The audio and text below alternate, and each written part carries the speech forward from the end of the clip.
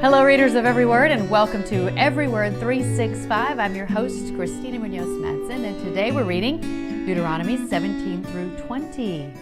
But never put a person to death on the testimony of only one witness. There must always be 2 or 3 witnesses. The witnesses must throw the first stones, and then all the people may join in. In this way, you will purge the evil from among you. That's Deuteronomy 17, 6 through 7.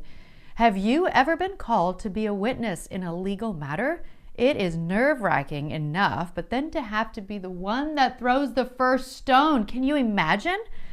And if you ever wonder why all these laws were necessary, maybe Deuteronomy 18, 10 through 11 will give you some insight.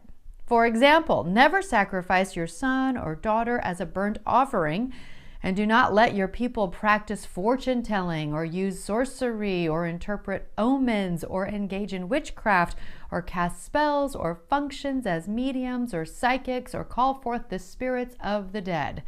Again, that's Deuteronomy 18, 10 through 11. The fact that this stuff had to even be mentioned means that it was happening, or at least had been happening. Again, yikes. Now, I will say, personally, I did allow my kids to read things that had witchcraft or fortune-telling in them, but we used it as an opportunity to teach about that's not right, that's not correct. And we always said, if what you read or see or do changes who you are and how you are, you won't be allowed to read those or see those or do those things. That is what we decided to do as parenting. It has worked so far. Hopefully my kids turn out okay, so I can say that that actually worked in the past tense.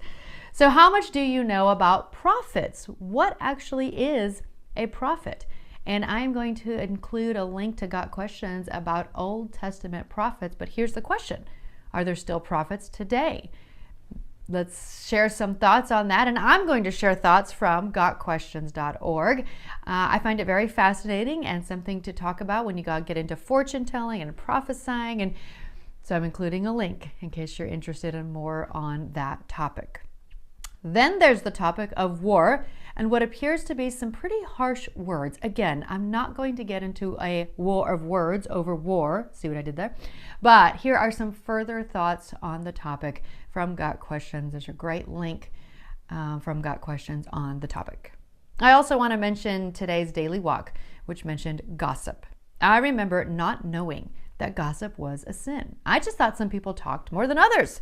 But when I really stopped to listen to myself, I realized that not everything I was saying was loving, kind, and with an intent to help, not hurt.